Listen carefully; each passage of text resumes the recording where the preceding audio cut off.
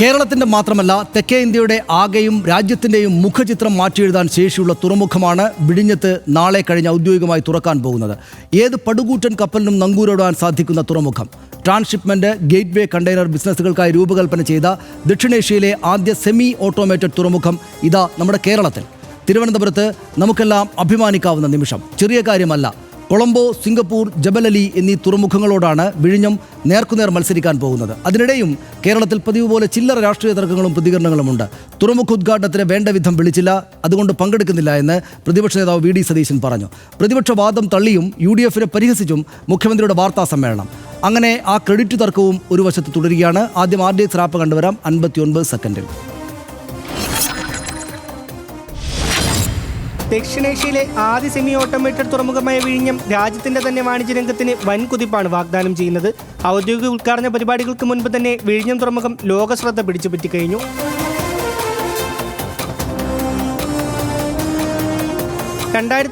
July 11 മുതൽ trial അടിസ്ഥാനത്തിൽ കപ്പലുകൾ വന്നു തുടങ്ങി.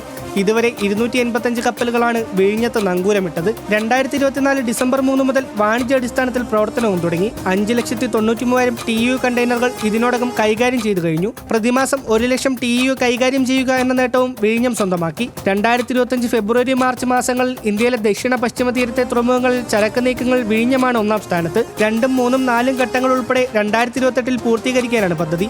അതിനു മുമ്പ് തന്നെ ലോകത്തെ ഏത് വലിയ തുറമുഖത്തോടും മത്സരിക്കാമെന്ന നിലയിലേക്ക് വിഴിഞ്ഞം മാറിക്കഴിഞ്ഞു എന്നതിൽ നമുക്ക് ഓരോരുത്തർക്കും അഭിമാനിക്കാം.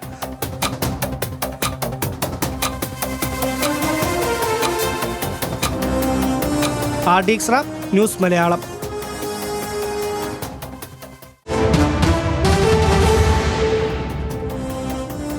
ഇന്ത്യയിലെ എന്നല്ല ലോകത്തെ തന്നെ വലിയ തുറമുഖങ്ങളിലൊന്ന് എന്നതാണ് വിഴിഞ്ഞം അന്താരാഷ്ട്ര തുറമുഖത്തിൻ്റെ പ്രത്യേകത. വിഴിഞ്ഞം അറബിക്കടലിൽ നിർമ്മാണം നടക്കുന്ന തുറമുഖമാണ് എന്ന് നമുക്ക് എല്ലാവർക്കും അറിയാവുന്നതാണ്. തീരത്ത് നിന്ന് ഒരു നോട്ടിക്കൽ മൈൽ വരെ 24 മീറ്റർ സ്വാഭാവിക ആഴമുള്ള തുറമുഖമാണ്. അന്താരാഷ്ട്ര കപ്പൽ പാതയിലേക്ക് വിഴിഞ്ഞത്ത് നിന്ന് 19 കിലോമീറ്റർ മാത്രമാണ് ദൂരമുള്ളത്. രാജ്യത്തെ ആഴമേറിയ ട്രാൻസ്ഷിപ്മെൻറ്റ് പോർട്ടാണ് വിഴിഞ്ഞത്തേത്. രാജ്യത്തെ ഏറ്റവും ആഴമേറിയത്. എന്താണ് ട്രാൻസ്ഷിപ്മെൻറ്റ് പോർട്ട് എന്ന് നോക്കാം. ചരക്ക് നീക്കം നടത്താനുള്ള തുറമുഖത്തെയാണ് ട്രാൻസ്ഷിപ്മെൻറ്റ് പോർട്ട് എന്ന് പറയുന്നത്.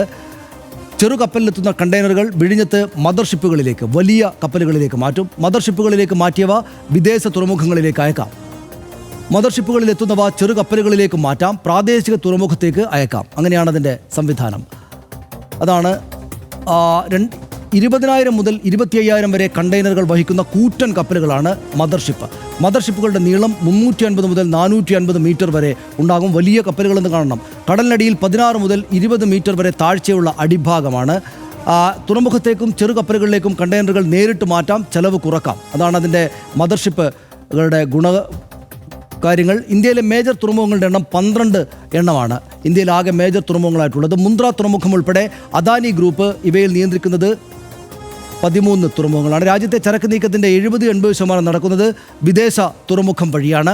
വിഴിഞ്ഞം വഴി വിദേശ തുറമുഖങ്ങളുടെ അപ്രമാദിത്വത്തിന് തടയിടാം എന്നതാണ് അതിൻ്റെ നേട്ടത്തെക്കുറിച്ച് പറയുന്ന ആളുകൾ ചൂണ്ടിക്കാട്ടുന്നത്. പദ്ധതിക്ക് തുടക്കമിട്ടത് 96-ലാണ്. 1996-ൽ അധികാരത്തിലിരുന്ന EK നായനാർ സർക്കാരാണ് തുടക്കമിട്ടത്. മന്ത്രിസഭാ തീരുമാനപ്രകാരം തുറമുഖ സാധ്യത പഠിക്കാൻ സമിതിയെ നിയോഗിച്ചു ആ സർക്കാർ. AK ആന്റണി സർക്കാർ പഠനം പൂർത്തിയാകാതെ തന്നെ പക്ഷേ കൊട്ടേഷൻ വിളിക്കുക പോലുള്ള കാര്യങ്ങളിലേക്ക് കടന്നു. പഠനം നടത്താത്തതിനാൽ കൺസോർഷ്യത്തിന് സുരക്ഷാ അനുമതി നിഷേധിക്കപ്പെട്ടു. ആ കാലത്ത് VS അച്യുതാനന്ദൻ സർക്കാരാണ് ഈ പ്രശ്നം പരിഹരിച്ച് വീണ്ടും അനുമതി തേടിയത്. സുരക്ഷാ കാരണങ്ങൾ ചൂണ്ടിക്കാട്ടി കേന്ദ്രം അക്കാലത്ത് അനുമതി നിഷേധിക്കുകയായിരുന്നു. സംസ്ഥാന സർക്കാർ നിക്ഷേപകരെ കണ്ടെത്താൻ ഇൻവെസ്റ്റേഴ്സ് മീറ്റ് പിന്നീട് സംഘടിപ്പിച്ചു. ലാൻകോ കൊണ്ടപ്പള്ളി കമ്പനി നൽകിയ കൊട്ടേഷൻ അക്കാലത്ത് അംഗീകരിക്കപ്പെട്ടു. അക്കാലത്ത് നിരന്തരം കേൾക്കുന്ന പേരായിരുന്നു ലാൻകോ കൊണ്ടപ്പള്ളിക്ക്. ചൈനീസ് കമ്പനിയുമായിട്ട് പക്ഷേ ബന്ധമുണ്ട് എന്നുള്ള ആരോപണം വന്നതോടെ അതിനകത്ത് നിന്ന് ബുദ്ധിമുട്ടുണ്ടായി. ലാൻകോ പിന്നീട് ടെൻഡറിൽ നിന്ന് പിന്മാറുകയും ചെയ്തു. 2015-ൽ ഉമ്മൻചാണ്ടി സർക്കാർ അദാനി വിഴിഞ്ഞം പോർട്ട് പ്രൈവറ്റ് ലിമിറ്റഡുമായി കരാർ ഒപ്പിട്ടു. ഉമ്മൻചാണ്ടി സർക്കാർ തുറമുഖ വികസന പ്രവർത്തനങ്ങൾക്ക് വേണ്ടി 40 വർഷത്തേക്ക് കരാർ എന്നതായിരുന്നു അത്. കരാർ നടപ്പിലാക്കാൻ വിഴിഞ്ഞം ഇന്റർനാഷണൽ സീപോർട്ട് ലിമിറ്റഡ് വിസിൽ രൂപീകരിച്ചു. പദ്ധതി മേൽനോട്ടത്തിന് ചീഫ് സെക്രട്ടറി നേതൃത്വം നൽകുന്ന എംപവേർഡ് കമ്മിറ്റിയും വന്നു. അക്കാലത്താണ്, ഉമ്മൻചാണ്ടിയുടെ സർക്കാരിൻ്റെ കാലത്താണ്. 2024 ജൂലൈ 11 മുതൽ വിഴിഞ്ഞത്ത് ട്രയൽ അടിസ്ഥാനത്തിൽ കപ്പലുകൾ വന്നു തുടങ്ങി. ഈ സമീപകാലം തൊട്ട് 2024 ഡിസംബർ 3 മുതൽ വാണിജ്യാടിസ്ഥാനത്തിൽ പ്രവർത്തനം തുടങ്ങുകയായിരുന്നു. 2024 ഡിസംബർ 3 മുതൽ 2024 ജൂലൈ 11 സാൻ ഫെർണാണ്ടോ എന്ന കപ്പൽ വിഴിഞ്ഞത്ത് നങ്കൂരമിട്ടു. വിഴിഞ്ഞത്തെത്തുന്ന ആദ്യ കപ്പലായിരുന്നു സാൻ ഫെർണാണ്ടോ എന്ന വലിയ കപ്പൽ. സാൻ ഫെർണാണ്ടോയുടെ നീളം 300 മീറ്ററാണ്. വലിയ നേരത്തെ പറഞ്ഞ മദർഷിപ്പ് എന്ന് പറയാവുന്ന ലോകത്തെ രണ്ടാമത്തെ വലിയ കപ്പൽ കമ്പനിയായ മെക്സ് എന്ന കമ്പനിയുടെ കപ്പലായിരുന്നു അത്. സാൻ ഫെർണാണ്ടോയ്ക്ക് നൽകിയത് വാട്ടർ സല്യൂട്ട് ഉൾപ്പെടെയുള്ള വൻ സ്വീകരണമായിരുന്നു. നമുക്ക് ഓർമ്മയുണ്ട് ആ ദൃശ്യങ്ങൾ. വിഴിഞ്ഞത്തിറക്കിയത് 1930 കണ്ടെയ്നറുകളായിരുന്നു ഈ ഷിപ്പ്. മാറിൻ അസൂർ ബെർത്ത് തൊട്ടു. മാറിൻ അസൂർ എന്ന് പറയുന്ന ഷിപ്പ് 2024 ജൂലൈ 16 തീയതിയാണ് നങ്കൂരമിട്ടത് വിഴിഞ്ഞത്ത്. മാറിൻ അസൂറിൻ്റെ നീളം 250 മീറ്ററാണ്. ഏതാണ്ട് അത്ര തന്നെ വലുപ്പമുണ്ട്. 338 കണ്ടെയ്നറുകൾ ഇറക്കി 798 കണ്ടെയ്നറുകൾ കയറ്റുകയും ചെയ്തു. കയറ്റുമതി ചെയ്തവ മുംബൈ ഉൾപ്പെടെയുള്ള തുറമുഖങ്ങളിലേക്കാണ് ഈ ഷിപ്പ് കൊണ്ടുപോയത്. പിന്നീട് 2024 ജൂലൈ 21 ലൈബീരിയൻ ചരക്ക് കപ്പലായ നാവിയോ സ്റ്റെംബോ വിഴിഞ്ഞത്ത് വരികയും നങ്കൂരമിടുകയും ചെയ്തു. 863 കണ്ടെയ്നറുകൾ അന്ന് കയറ്റുമതി ചെയ്തു. 261 മീറ്റർ നീളവും 32 മീറ്റർ വീതിയുമായിരുന്നു ഈ ഷിപ്പിന്. വിഴിഞ്ഞത്ത് നിന്ന് കപ്പൽ മടങ്ങിയത് ചെന്നൈയിലേക്കായിരുന്നു ആ ഷിപ്പ്, നാവിയോ സ്റ്റെംബോ എന്ന് പറയുന്ന ഷിപ്പ്. MSC കെയ്ലി ഇന്ത്യയിലെ ഏറ്റവും വലിയ കപ്പലുകളിൽ ഒന്നാണ്. MSC കെയ്ലി 2024 സെപ്റ്റംബറിൽ വിഴിഞ്ഞത്തെത്തി ഈ കപ്പൽ MSC കെയ്ലി. അത് ലോകത്ത് തന്നെ 366 മീറ്റർ നീളവും 51 മീറ്റർ വീതിയുമുള്ള ഈ കപ്പലാണ് ഇതുവരെ വന്നതിൽ വലുത്. 13,988 കണ്ടെയ്നറുകൾ വഹിക്കാൻ ശേഷിയുള്ള വമ്പൻ കപ്പലാണ് ഈ MSC കെയ്ലി എന്ന് കാണണം. ലോകത്തെ ഏറ്റവും വലിയ ചരക്ക് കപ്പലുകളൊന്നാണ് MSC തുർക്കി. അതും വന്നു. 2025 ഏപ്രിൽ 9 MSC തുർക്കി വിഴിഞ്ഞത്ത് എത്തി. ലോകത്തെ ഏറ്റവും വലിയ കപ്പൽ കമ്പനിയായ മെഡിറ്ററേനിയൻ ഷിപ്പിംഗ് കമ്പനിയുടെ കപ്പലായിരുന്നു ഇത്. ഇന്ത്യൻ തുറമുഖത്തെത്തുന്നത് ആദ്യമായിട്ടാണ്. ദക്ഷിണേന്ത്യയിലും ആദ്യമായിട്ട് എത്തിയ കപ്പലാണ്. ഇന്ത്യയിൽ തന്നെ ആകെപ്പാടെ ആദ്യമായിട്ട് ഇവിടെയാണ് വരുന്നത്. 399.9 മീറ്റർ വീതിയും 61.33 മീറ്റർ വീതിയും. വിഴിഞ്ഞത്തെത്തുന്ന 257ാമത്തെ കപ്പലായിരുന്നു ഈ വലിയ കപ്പൽ. 995 മുതൽ ലോകത്തെ എല്ലാ പ്രധാന സമുദ്രപാതയിലും ചരക്കെത്തിക്കുന്ന കപ്പലാണ് MSC തുർക്കി. വിഴിഞ്ഞത്തെത്തിയത് സിംഗപ്പൂരിൽ നിന്നാണ് എന്നും നമുക്ക് ആ ദിവസങ്ങളിൽ അറിയാമായിരുന്നു. 24,346 കണ്ടെയ്നറുകൾ വഹിക്കാൻ കഴിയുന്ന കപ്പലാണ് MSC തുർക്കി. ഇതിങ്ങനെ തുടരും ഹർഷൻ. ഇതിപ്പോൾ വിഴിഞ്ഞം നാളെ വലിയ ഉദ്ഘാടന പരിപാടിയിലേക്ക് പോവുകയാണ്. രാഷ്ട്രീയ പ്രശ്നങ്ങളൊക്കെ അവിടെ ഉണ്ട്. പക്ഷേ ഇത് നമ്മുടെ രാജ്യത്തിൻ്റെ തന്നെ ഒരു മുന്നോട്ട് പോക്കിൽ വലിയ സംഭവമാണ്. കാടിൽ കാണാത്തൊരു കാര്യം, ഉമ്മൻചാണ്ടി സർക്കാർ ഇതിനു വേണ്ട കാര്യങ്ങൾ ചെയ്തുകൊണ്ടിരിക്കുമ്പോൾ വലിയ സമരം ഇവിടെ ഇടതുപക്ഷത്തിൻ്റെ ഭാഗത്ത് നിന്ന് നടക്കുന്നുണ്ടായിരുന്നു. ഓർമ്മയില്ല? അല്ല, അതിനകത്ത് അതായത് അവസാന കാലത്ത് അതിൽ പ്രധാനമായും ആ കരാറുമായി ബന്ധപ്പെട്ടാണ് ആ സമരം. എല്ലാ സർക്കാരുകളും അവരവരുടേതായ ശ്രമം പദ്ധതിക്ക് വേണ്ടി നടത്തിയിരുന്നു. ഇത് പറഞ്ഞുകൊണ്ട് ഞാൻ പറയാം, ഇതെനിക്ക് ഓർമ്മ വരുന്നത് ഇപ്പോൾ ഈ കാർഡുകൾ വായിച്ചുകൊണ്ടിരിക്കുമ്പോഴൊക്കെ ഓർത്തത് NTV എന്നുള്ള മാധ്യമ സ്ഥാപനത്തെക്കുറിച്ചാണ്. ഏതാണ്ട് 2001, 2002, 2003 കാലത്തൊക്കെ തുടർച്ചയായി NTV, അതായത് അന്ന് സൂര്യ TV-യിൽ വാർത്തകളൊക്കെ ഉള്ള സമയത്ത് അണിയറ എന്ന് പറയുന്ന പരിപാടിയുണ്ട്. അതിൽ ഏലിയാസ് ജോണാണ് പ്രത്യേകിച്ച് തുടർച്ചയായി ഈ തുറമുഖത്തിന് വേണ്ടി ഇവിടെ ഒരു തുറമുഖ പദ്ധതി വരേണ്ടതിൻ്റെ ആവശ്യകത, അതിൻ്റെ സാധ്യത ഇതിങ്ങനെ നിരന്തരം പറഞ്ഞുകൊണ്ടേയിരുന്നു.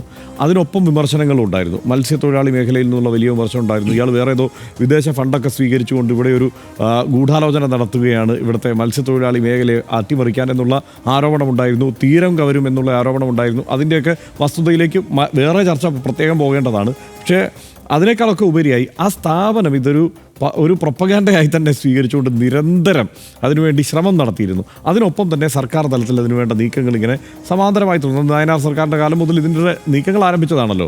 അതിങ്ങനെ ഓരോ കാലത്തും ഓരോ സർക്കാരുകളും അതിന് വേണ്ട ശ്രമങ്ങളിൽ ഇങ്ങനെ ഏർപ്പെട്ടുകൊണ്ടേയിരുന്നു.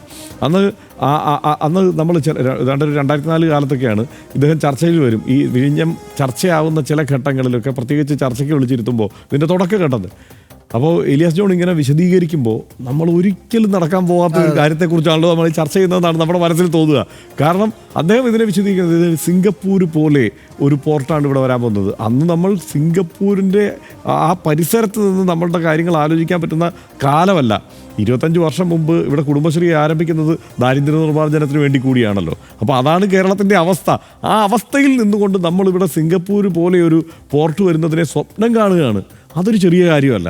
അപ്പോൾ ആ സ്വപ്നത്തിൽ നിന്നുകൊണ്ട് ആ ചർച്ചകളിലൊക്കെ ഏർപ്പെടുമ്പോൾ നമുക്ക് ഭയങ്കര തമാശയായിരുന്നു.